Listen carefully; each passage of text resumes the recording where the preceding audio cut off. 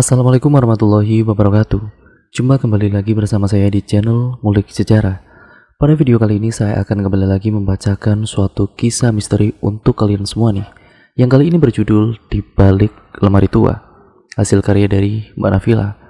Nantinya kalian juga bisa mengunjungi tweet beliau secara langsung ya teman-teman.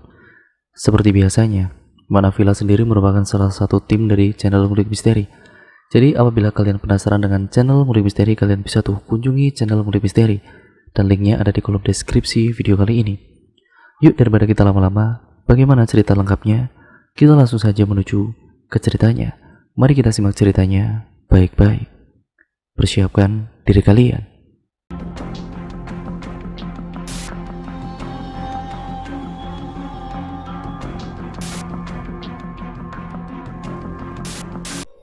Di kesempatan kali ini, saya ingin menceritakan suatu pengalaman narasumber yang waktu itu bekerja sebagai kuli bangunan, sebut saja namanya Reno.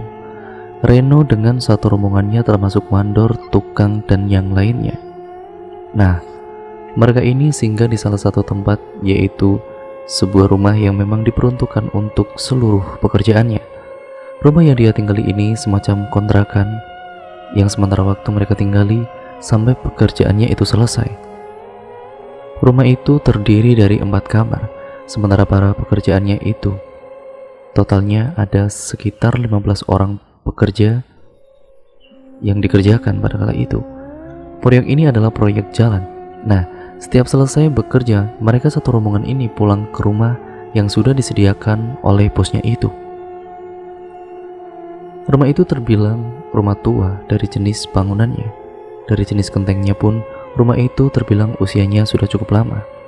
Tapi secara kondisi, karena Reno ini tukang bangunan, rumah itu masih layak pakai, dan kondisi rumah yang tidak dihuni ini suasananya sedikit berbeda.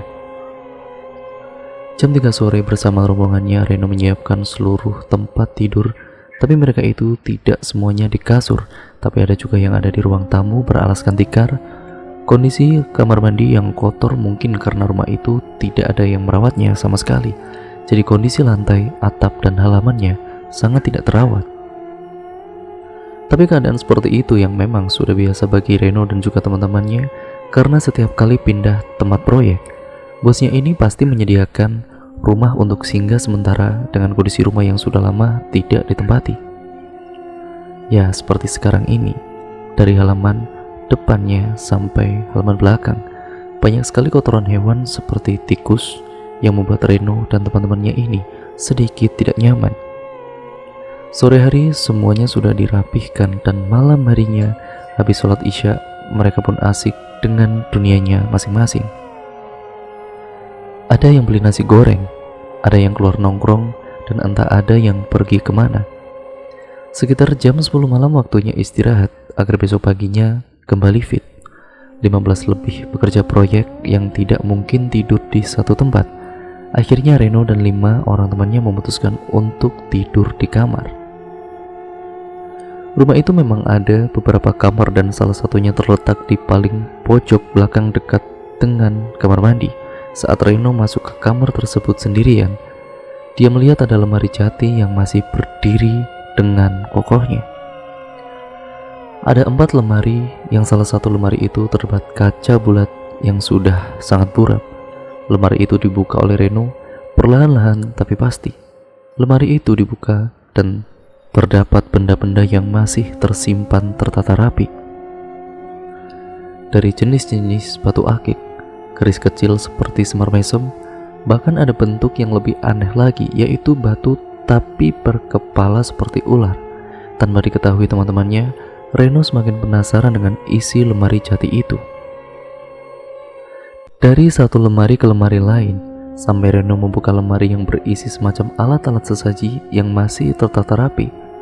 Reno yang melihat alat itu beranggapan, apa jangan-jangan pemilik rumah ini dulunya pelaku spiritual atau praktisi, karena barang-barang itu masih ada di lemari yang masih tersusun dengan rapi.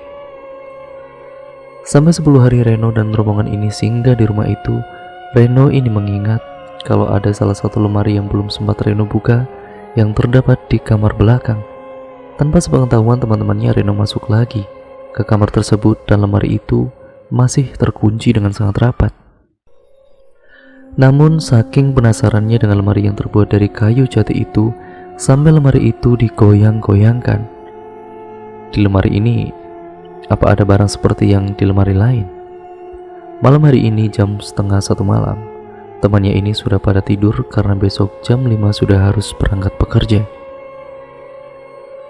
12:30 malam yang harusnya Reno tidur bareng dengan teman-temannya, tanpa Reno sadari, hanyalah dirinya yang belum tidur. Pada kala itu dia masih gencar ingin melihat isi lemari tersebut, sampai Reno ini mengambil alat proyeknya untuk membuka paksa lemari itu. Suasana malam hari yang sangat begitu hening. Angin malam yang menyambutnya tidak membuat Reno ini putus asa. Hampir setengah jam Reno berusaha membuka lemari itu, namun tiba-tiba Reno ini mendengar suara yang sangat aneh. Entah suara apa tadi, tapi seperti suara desisan ular. Dia ini mencoba mengacuhkan suara itu, tapi lama-lama suara itu semakin jelas terdengar di telinganya. Benar-benar membuat Reno sangat ketakutan. Bulu kuduknya langsung berdiri.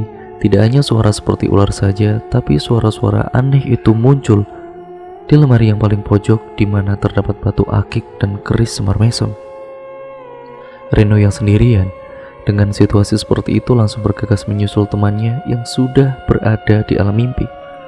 Dalam tidurnya Reno didatangi sesosok kakek-kakek tua yang berkata, "Tolong jaga barang-barangku yang ada di dalam lemari. Jangan-jangan kau ambil. Jika kau ambil, kau akan tahu akibatnya." Di dalam mimpinya, Reno ini mendapat isyarat seperti itu. Bukannya takut, tapi nambah rasa penasarannya dia terhadap 4 lemari yang ada di pojok belakang itu. Apa sih maksud dari mimpi itu? Gak jelas banget ya. Bodohlah, besok aku akan coba buka lagi lemari itu. Dan di esok harinya sebelum Reno berangkat kerja, dengan sengaja Reno mengambil batu akik yang tersimpan di lemari dan ditunjukkan kepada teman-temannya. "Nih, aku punya batu akik. Bagus kan?" ujar Reno dengan gembiranya. "Wih, dapat dari mana, Ren?" "Ya beli dong." Dengan sengaja dia bohongi teman-temannya. Dia nggak ngaku kalau barang itu ia dapat dari lemari yang ada di kamar pojok belakang. Selama Reno ini bekerja sampai jam 8 malam tidak ada kejadian yang aneh. Akan tetapi, setelah pulang dari kerjanya ini, kira-kira setelah sholat isya, saat teman-temannya yang duduk di teras depan sambil ngobrol, ngerokok dan juga ngopi, Reno yang berada di dalam kamar melihat benda yang lain. Seperti berbagai macam batu akik yang berwarna biru putih yang sangat cantik, abu hitam, dan ada salah satunya itu yang berbentuk ular. Salah satunya itu yang berbentuk lingkaran kepala ular dan hanya bisa dilihat kalau di bawah lampu.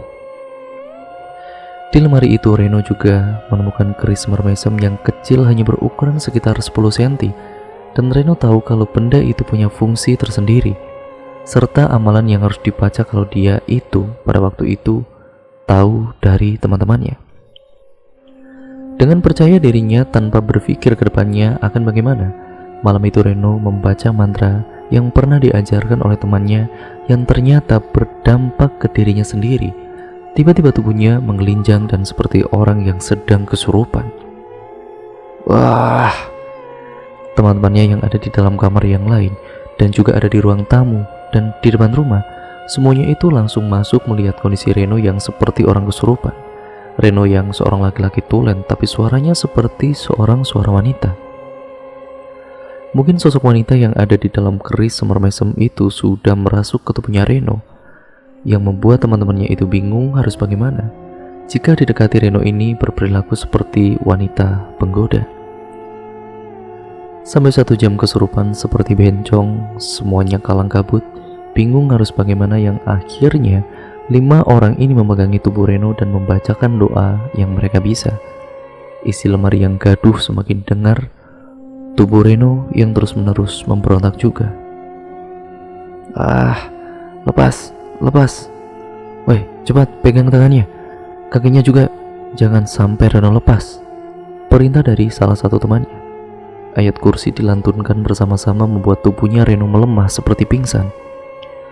Namun suara gaduh dari lemari di kamar belakang seperti barang-barang yang saling beradu, membuat seisi rumah itu penuh suara seperti batu kerikil yang dilempar-lempar, Jam 1 malam salah satu mandor, sebut saja namanya Pak Rahmat.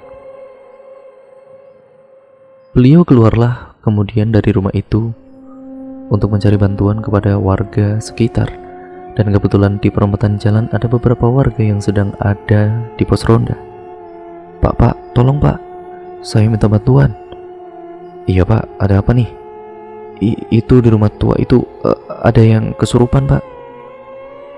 Sontak saja warga yang mendengar tutur dari Pak Rahmat ini langsung memanggil salah satu praktisi yang kebetulan rumahnya tidak jauh dari tempat itu. Assalamualaikum, assalamualaikum. Ketukan dan juga teriakan warga yang sedang ronda sampai akhirnya Pak Kiai keluar. Waalaikumsalam. Ada apa kok rame-rame begini? Maaf Pak Kiai, sudah ganggu. Itu ada orang yang kesurupan di rumah tua Pak. Pak Kiai yang mendengar itu pun langsung mengambil peci dan juga sarung, dan kemudian langsung bergegas mengikuti Pak Rahmat dan beberapa warga yang jaga di pos ronda. Mereka jalan kaki sampai ke rumah tua itu. Pak Kiai yang dikejutkan saat melihat Reno yang masih dijaga dan dipegangi oleh 4 orang. Sementara tubuh Reno juga masih berontak sampai salah satu temannya itu sampai ke jeduk tembok, sampai kepalanya membiru. Wah! Dengan segala keyakinannya, Pak Kiai mencoba melunturkan pengaruh negatif yang ada di tubuhnya Reno. Bahkan sampai ada pergulatan antara Pak Kiai dengan sosok yang ada di dalam tubuhnya Reno. Tenaga Reno yang sudah sangat kuat benar-benar sampai Pak Kiai ini sempat kewalahan. Teman-temannya yang masih berusaha kuat memegangi Reno. Sampai jam 2 pagi keadaan Reno sedikit membaik. Pak Kiai yang tahu sedikit tentang latar belakang rumah tua itu, Pak Kiai kemudian sedikit bercerita. Dulunya, rumah itu dihuni oleh seorang kakek tua yang setiap kali keluar selalu menggunakan batu akik, tidak pernah satu kali pun ketinggalan, dan suka sekali dengan barang klenik. Dari berbagai macam batu keris beliau punya. Usut punya usut, secara mendadak kakek tua itu tidak diketahui keberadaannya oleh warga sekitar tentunya kalau dia itu menghilang begitu saja. Tapi rumah itu sekarang dimiliki oleh salah satu anaknya. Tapi anaknya itu lebih memilih ikut tinggal bersama istrinya. Dan rumah ini memang tidak pernah dihuni, dan ini sudah sangat lama, hampir 20 tahun lamanya ditinggalkan. Ini pasti ada salah satu di antara kalian yang ada mengambil barang milik kakek itu. Reno yang berada di depannya Pak Kiai, dia langsung tersadar dan mengakui segala perbuatannya. Dan Reno pun diperintahkan oleh Pak Kiai untuk mengembalikan keris dan juga batu akik itu. Saat menuju ke kamar di mana letak batu akik dan keris itu, Reno yang membuka lemari pertama sontak saja kaget. Isi lemari tadi yang tertata rapi sekarang sudah tidak berbentuk lagi. Jam 3 malam setelah Reno ingin memejamkan mata, sosok kakek tua yang ada di mimpi sebelumnya itu datang lagi dan memberikan isyarat kepada Reno. Jangan kau taruh sembarangan barang itu, karena itu akan menyebabkan petaka untukmu dan juga teman-temanmu. Sosok kakek tua yang muncul secara tiba-tiba dengan bau kembang melati yang sangat menyeruak, raut wajah yang sangat menyeramkan, dengan pakaian adat Jawa serta belangkon yang dipakainya. Tatapannya muncul kilatan amarah dengan mata yang sangat tajam. Reno ya tidak tahu apa yang dimaksud oleh kakek itu, dan sama sekali tidak dihiraukan oleh Reno sampai terdengar azan subuh. Reno dan juga rombongan yang lain menunaikan sholat subuh berjamaah di musola, dan Reno pun menceritakan kejadian yang baru saja menimpanya. Tadi saya itu istirahat, saya mimpi lagi sosok kakek tua sepertinya pemilik dari benda-benda itu. Dia mengatakan kalau saya naruhnya jangan sembarangan, tapi saya bingung harus gimana caranya. Iya, benar-benar rasanya tidak enak karena semuanya sudah berantakan. Berantakan gimana? Ya, berantakan. Tidak seperti waktu saya itu pertama kali melihat. Di dalam lemari itu semuanya sudah berantakan, dan di dalam mimpi itu sosok kakek tua itu mengatakan kepada saya, jangan sembarangan meletakkan benda-benda itu, karena bisa menyebabkan bencana bagi kita semua. Nah, singkat ceritanya, setelah selesai sholat subuh keluar musola, Reno bertemu dengan Pak Kiai dan mengatakan, Pak, ini saya mendapatkan firasat di dalam mimpi itu, Pak. Ya, saya jangan sembarangan untuk meletakkan benda itu. Maksudnya gimana? Saya pun kurang tahu tentang mimpi itu. Katanya saya jangan asal-asalan menaruh barang, ya karena bisa melibatkan semua orang yang ada di rumah itu. Pak Kiai mendengar kata-kata itu semacam rambu-rambu atau kewaspadaan bagi penghuni rumah tua itu.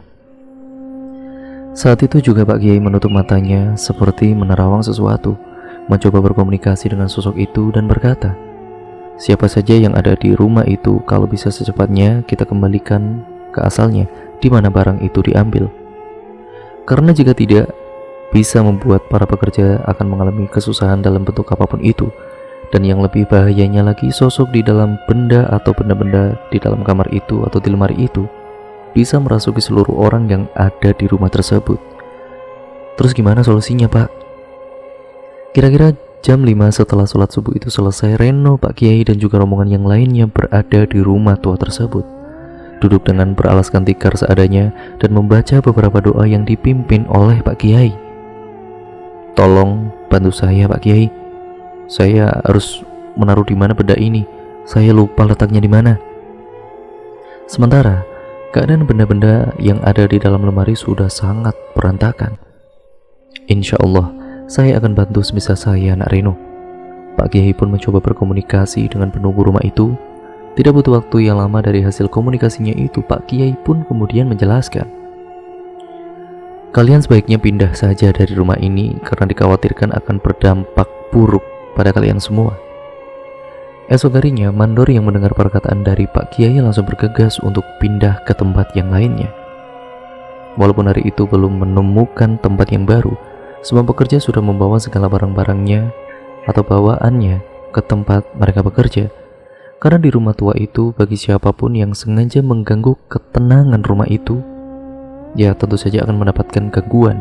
Apalagi seperti Reno yang sudah mengusik dan mengambil benda-benda yang ada di dalam lemari. Kakek tua sang penunggu rumah itu tidak suka jika orang yang menempati rumah itu, bahkan pengaruh negatif dari iblis dan juga jin yang bersarang di rumah itu, energinya sangat kuat. Bagi siapapun yang mendiami ataupun singgah di rumah tersebut, jika imannya tidak kuat, akan mudah sekali kerasukan, bahkan akan berakibat fatal seperti meninggal dunia. Nah, demikian ya teman-teman, begitulah ceritanya, dan cerita pun akhirnya berakhir sampai di sini. Terima kasih untuk kalian semua yang sudah menyimak video kali ini dan tetap support di channel Ngulik Sejarah ya teman-teman. Ya tanpa dukungan kalian, channel ini juga bukan apa-apa. Jadi terima kasih untuk kalian semua yang sudah stay di channel ini. Jangan lupa untuk kalian like, komen, dan share video kali ini sebanyak-banyaknya, agar channel ini bisa berkembang menjadi channel yang jauh lebih baik lagi. Dan jangan lupa pula ya, untuk kalian klik tombol subscribe untuk yang belum subscribe, serta nyalakan tombol lonceng notifikasinya agar kalian tidak ketinggalan video terbaru selanjutnya dari channel ini. Baik buruknya apapun yang terkandung dalam cerita pada kali ini, semoga nih seperti biasanya kalian bisa mengambil hikmahnya dan juga pembelajarannya. Yang baik kalian ambil, yang buruk ya tentu saja kalian buang jauh-jauh. Dan jadikan itu semua sebagai pembelajaran untuk kita semua, agar kita diberikan jalan yang benar-benar mudah dan juga keselamatan dari Allah Subhanahu wa Ta'ala. Sekian dan terima kasih ya teman-teman. Sampai berjumpa di video yang selanjutnya. Wassalamualaikum warahmatullahi wabarakatuh.